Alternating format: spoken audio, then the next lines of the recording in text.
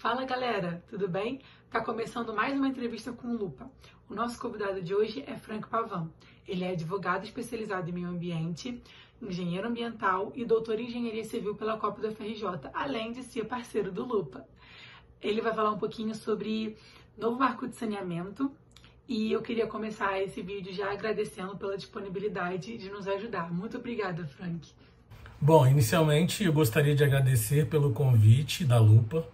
Vocês vêm fazendo um trabalho muito bacana e eu acho que esse é um momento oportuno para a gente discutir aspectos relacionados ao meio ambiente, ao saneamento, uma vez que essa relação seres humanos, uso dos recursos naturais, controle de impactos ambientais, ela já nos acompanha há muitos anos, desde a nossa formação como pessoas, como seres humanos, como estudiosos e como ocupantes deste espaço, deste planeta. Então, muito obrigado pelo convite e eu espero contribuir com um pouquinho de conhecimento, com um pouco de informação aplicada nessa proposta que é falar sobre um novo marco legal do saneamento. Primeiramente, a gente queria saber quais são as grandes mudanças que essa lei traz e o que levou à necessidade dessas mudanças. Sobre essas mudanças, né, as principais, nós temos várias mudanças, muitas delas que eu considero super coerentes, algumas que eu acho que talvez a gente não alcance, mas vale a tentativa. Mas eu posso pontuar, eu fiz algumas anotações para a nossa discussão e se porventura ficar alguma dúvida, estejam à vontade para entrar em contato comigo nas minhas redes sociais, @FrankPavan, que a gente tenta ajudar de alguma forma. Mas sobre essas mudanças, as grandes mudanças, eu pontuaria 6 mudanças. A primeira é a questão dos processos de licitação, que a partir de agora a lei exige que os contratos firmados sejam por meio de licitação entre os municípios e entre as empresas, sejam públicas ou privadas. Então agora a legislação torna obrigatória a abertura de licitação para concorrer aí a uma vaga para ser prestador de serviço público. A segunda é que a iniciativa privada pode participar ativamente na prestação desses serviços. A lei, que a gente chama de nova, né, mas foi em 2020, ela é considerada nova por nós, do meio jurídico. Ela permite que as empresas privadas entrem no processo para prestar o serviço que até então era muito direcionado para as empresas públicas. Uma terceira mudança que eu pontuei aqui, entre tantas, é a questão da cobrança sobre os serviços de limpeza urbana. Então, a partir do marco legal, as cidades elas devem começar a cobrar tarifas e taxas sobre os serviços de poda de árvore, varrição de rua, limpeza de boca de lobo, abastecimento de água, esgoto e manejo de resíduos sólidos. Então, essa cobrança também seria a minha terceira alteração, ou mudança, né, como me foi perguntado.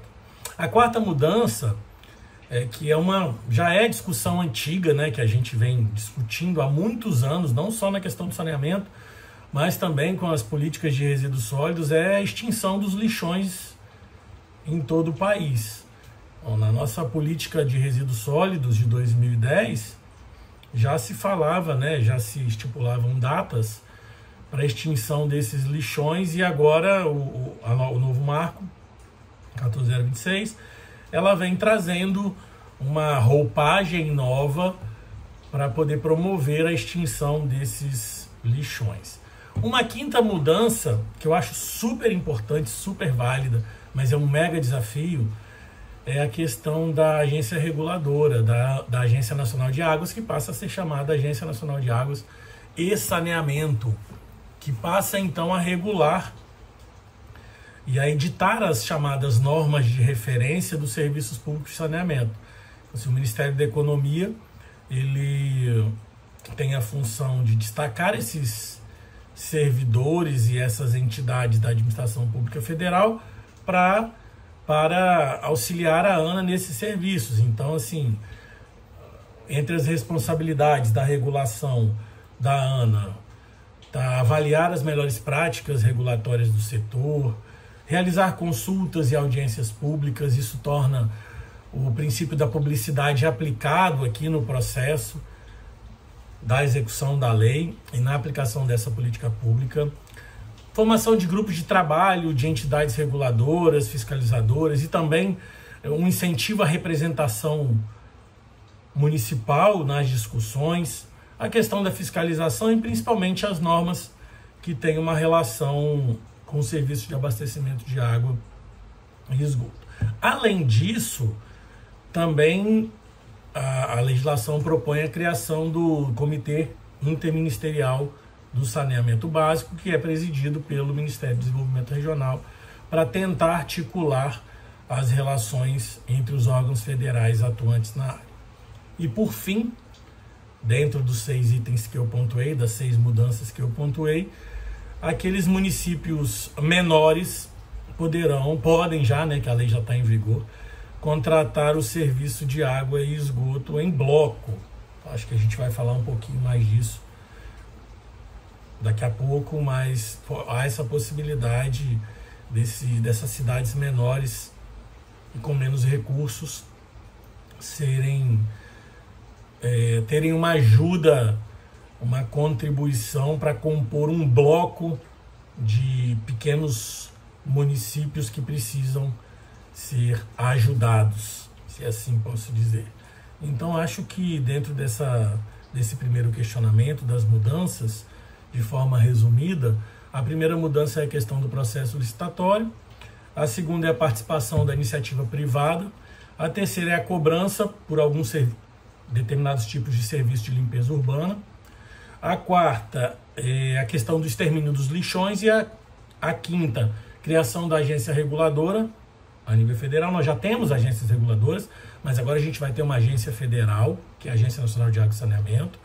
E a sexta, a possibilidade dos municípios se agruparem, formarem blocos para poder prestar o serviço coletivamente. Então, assim, acho que, resumidamente, essas são as 6 principais mudanças que eu pontuaria aqui. E com essa prestação de serviços em blocos ou regionais, como é que fica a questão da titularidade do município? Bom, como a gente estava conversando, né, sobre a titularidade, os municípios eles continuam sendo os titulares do serviço. O que pode acontecer é exatamente essa prestação regionalizada ou em blocos. Hoje, o que a gente discute é a questão da titularidade de interesse local, que são os municípios e o Distrito Federal, e a questão do interesse comum. Quando há interesse comum, a gente insere os estados, ou o estado, em conjunto com os municípios, que podem compartilhar efetivamente as instalações operacionais que estiverem integradas ou que fizerem parte das regiões metropolitanas, de aglomerações urbanas, de microrregiões, tudo isso instituído por lei complementar ou lei estadual. Então a titularidade é do município, mas quando há um interesse coletivo entre estados e municípios, pode haver essa prestação regionalizada. Então acho que é isso que a gente tem que entender, né? Na verdade, a gente tem que entender os conceitos, e como eu digo sempre, a importância dos conceitos. A gente está falando de uma ação conjunta dos titulares de serviço. Nessa estrutura de ação conjunta dos titulares, eu posso ter uma prestação de serviço na região metropolitana, que aí vai estar relacionada à aglomeração urbana ou microrregião, uma prestação de serviço numa unidade regional de saneamento básico, que é uma outra característica, e os blocos de referência. Então nós temos 3 possibilidades de ação conjunta. Quando eu falo em região metropolitana, essa região metropolitana ela é instituída por lei complementar proposta pelo Estado, que vai estar composta por alguns municípios, como é a metrópole do Rio de Janeiro, de Belo Horizonte, região metropolitana de São Paulo. Isso já vai estar estabelecido pela legislação. No caso de unidade regional de saneamento básico, também vai ser instituída pelos estados por meio de lei ordinária. Então a gente vai ter aí a constituição de alguns municípios, unidade regional de saneamento básico, não necessariamente que esses municípios sejam limítrofes, como é o caso das regiões metropolitanas. Então eu posso ter municípios distantes, um no norte, um no sul, em polos distintos, e a gente vai ter a formação dessa região metropolitana. Isso vai acontecer quando houver a necessidade de atender algumas exigências de higiene e de saúde pública, ou também, que é muito dentro do nosso contexto do saneamento, quando a gente está falando em viabilidade econômica e técnica para aqueles municípios menos desfavorecidos. Então é um município ajudando o outro, o mais favorecido ajuda o menos favorecido. E a outra possibilidade são os blocos de referência. O bloco de referência também está associado a municípios que não necessariamente sejam limítrofes, mas isso, ao invés de ser estabelecido pelo Estado, vai ser estabelecido pela União e de forma subsidiária aos estados. E essa estrutura, essa organização vai ser criada por meio de uma gestão associada, ou seja, haverá uma decisão voluntária dos titulares dos municípios. Então, os municípios vão se associar voluntariamente, nós teremos os blocos de referência. De toda forma, como foi perguntado, a titularidade continua sendo dos municípios, mas o serviço pode ser prestado dessas três formas: região metropolitana, aglomeração urbana ou microrregião, quando já determinado por lei, unidade regional de saneamento básico, quando esses municípios não são limítrofes, mas isso vai ser estabelecido por uma lei ordinária, e os blocos de referência, quando esses municípios também não estão nos seus limites e eles se associam voluntariamente, seguindo as orientações da União, para ter o serviço prestado. Principalmente, eu digo principalmente, existem uma série de variáveis que discutem essas relações de bloco ou de região, principalmente pela questão da viabilidade econômica e técnica, que é uma carência que a gente tem no saneamento. O que essa nova lei faz com os planos municipais de saneamento básico? Isso mexe na validade ou na aplicação deles? Sobre os planos, né, sobre o PlanSAB, muito se fala em execução, em gestão dos PlanSABs, em participação, mas eu quero destacar aqui algumas coisas que eu acho relevantes e que eu acabei anotando e que sempre me perguntam, né? A gente tem que pensar num plano estruturado em que haja participação social, que é uma dos nossos grandes desafios, é a questão da mobilização social, da sociedade participar ativamente. Então, acho que a gente, dentro da proposta dos prazos estabelecidos pelo novo marco, né, que é 99% de abastecimento de água e 90% de tratamento de esgoto, nos prazos estabelecidos, a gente tem que pensar que o plano ele vem de início com a mobilização social. Se eu começo com a mobilização social, depois eu entro lá na questão de um diagnóstico, prognóstico, objetivo meta, programa, projetos e ações, e no fim um mecanismo de avaliação. Então assim, a gente tem uma estrutura de procedimentos e de pessoas envolvidas que tem que se trabalhar passo a passo. Então acho que inicialmente o que a gente tem que fazer é verificar se realmente esses prazos estabelecidos, que a gente acha que são longos prazos, eles realmente são eficientes e eficazes para se cumprir aquilo que a gente está propondo. Dentro da legislação, o que o novo marco fala para a gente sobre a responsabilidade dos planos é meio que ratificando o que já era, com algumas alterações. Então, por exemplo, os titulares eles poderão receber essa cooperação técnica do Estado e poderão se basear nos dados ou nos estudos fornecidos pelos prestadores de serviço, que é o que a gente tem no SNIS, no Sinisa, para poder formular a política pública. A legislação também alterou o conceito, isso é bem legal, né? O conceito de que os planos de saneamento básico serão editados pelos titulares, e aí alterou isso para aprovado por atos dos titulares. Então, assim, não é apenas uma edição daquilo que já existia, agora há uma aprovação desses titulares. Sobre os planos também, o que eu gosto de destacar são os prazos, né? E essa coisa, antes de falar dos prazos de revisão, eu acho que uma coisa muito importante é a política pública integrada. Eu tenho que, e a lei fala sobre isso, né? Eu tenho a obrigação, nós temos, né? A obrigação de que os planos de saneamento sejam compatíveis com os planos de bacias, dos planos de recursos hídricos das bacias, e esses planos de bacias, integrados ao plano de saneamento, precisam estar inseridos nos planos diretores municipais com os planos de desenvolvimento urbano. Tudo isso integrando essas unidades regionais que estão sendo abrangidas. Então, se há possibilidade de prestação regionalizada ou em bloco, eu tenho que pegar o plano de recurso hídrico do município que está aqui em cima com o plano de recurso hídrico que está aqui embaixo e integrar numa relação que para a gente ainda é uma novidade. Eu acho que esse é um dos grandes desafios. E o legislador trouxe para a gente também os prazos, né? Se o prazo máximo para revisão dos planos passa de 4 para 10 anos, e a gente acaba dando uma encurtada, uma prolongada nessa discussão da revisão. Então hoje eu vou ter um tempo maior para executar aquilo que eu planejei e revisar a partir dos 10 anos. Quais são os pontos mais críticos dessa lei em relação à regulação, contratos e datas?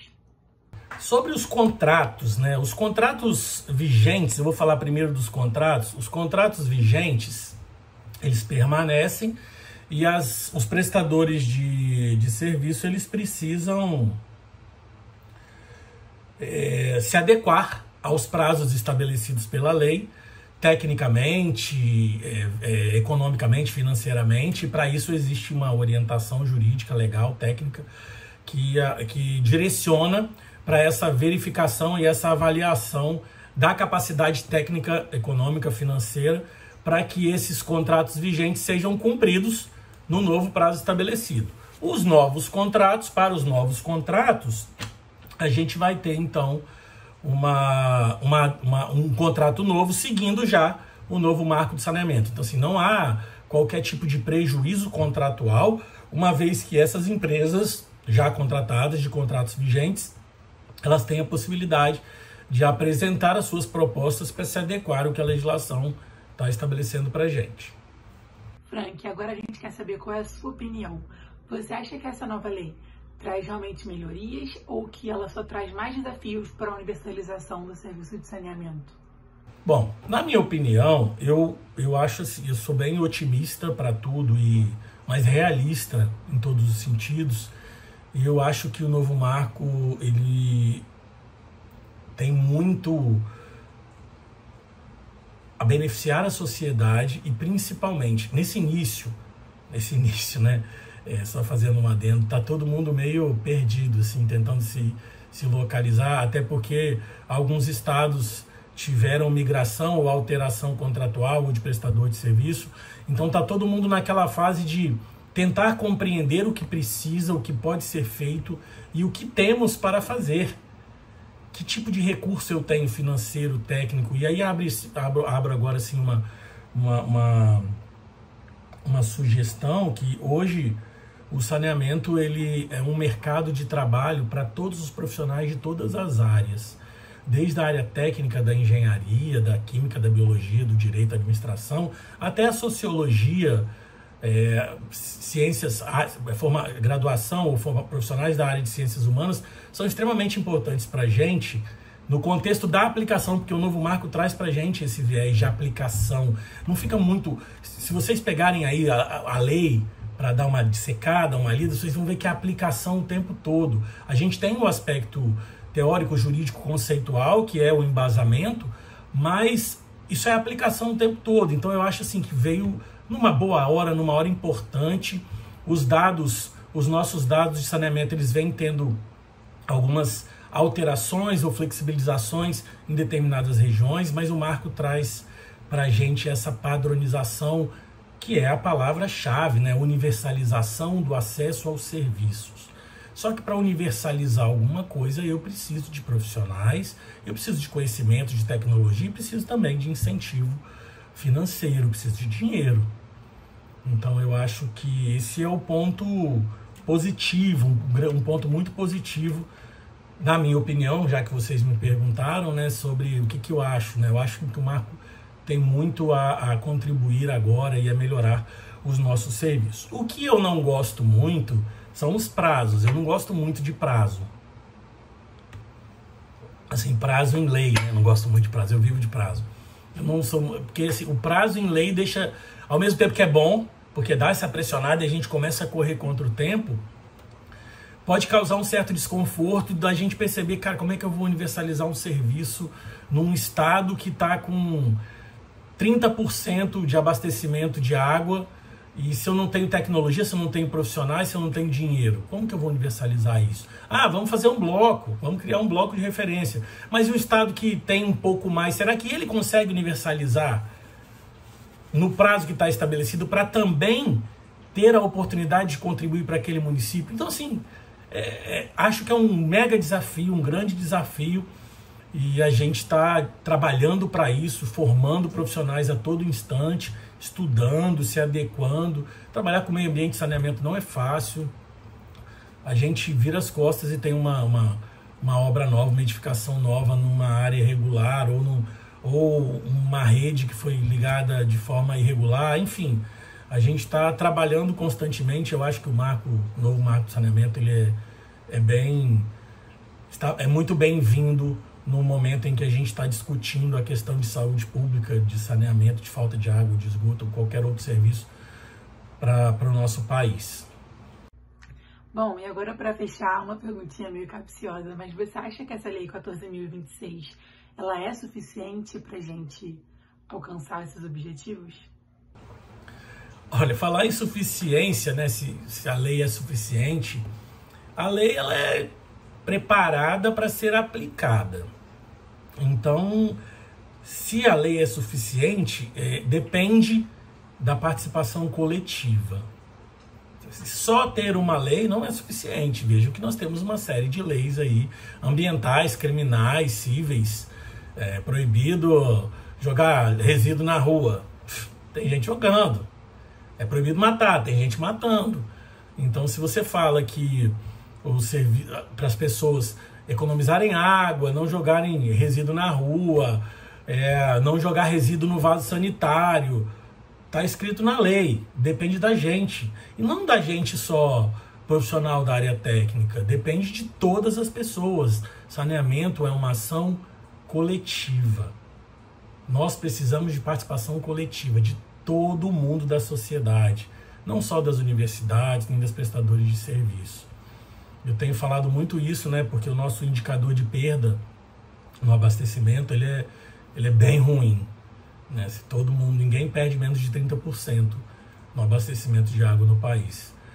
E eu venho falando muito sobre isso nas minhas palestras, nas minhas aulas. Quando a gente está andando na rua, se a gente vê alguém agredindo alguém, a gente liga para a polícia lá, para o 190. Se algo está pegando fogo em algum lugar, a gente liga para o bombeiro. Mas se a gente vê uma água sendo perdida na calçada, no máximo que a gente faz é desviar da água para não molhar o sapato e vai embora. Raramente a gente toma a iniciativa de ligar para o prestador de serviço, ou olhar na internet, no celular, o número e ligar para o prestador de serviço para dizer que ali está havendo perda no abastecimento, perda de água, né? Ou vazamento de esgoto, o que quer que seja. Então isso é uma ação que depende da gente. A gente contribui com a redução do indicador de perda, a gente contribui com a redução, com a melhoria, com a melhora dos indicadores de saneamento, uma vez que a gente toma atitude, considerando o saneamento como algo que faz parte da nossa vida, assim como os crimes que acontecem no cotidiano. Bom, então acho que a gente fica por aqui. Muito obrigada mais uma vez, Frank, por tudo e até a próxima. Então, pessoal, eu que agradeço mais uma vez pelo convite, estou à disposição de vocês. Estejam à vontade para fazer contato comigo na rede social, @FrankPavan no Instagram, e contem comigo para o que for preciso. Um forte abraço, parabéns Lupa, parabéns a todos os envolvidos pela Lupa e até a próxima.